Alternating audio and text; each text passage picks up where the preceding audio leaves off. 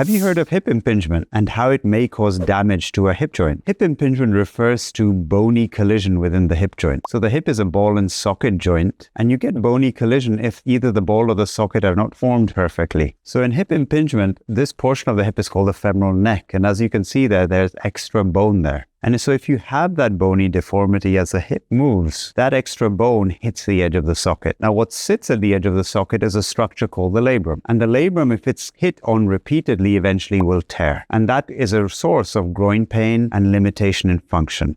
So the way we treat hip impingement, if it's not responding to non-surgical treatments, is to reshape the hip and remove the bumper bone at the front of the hip to then restore the hip to a perfect ball and socket joint to result in what we call impingement-free motion.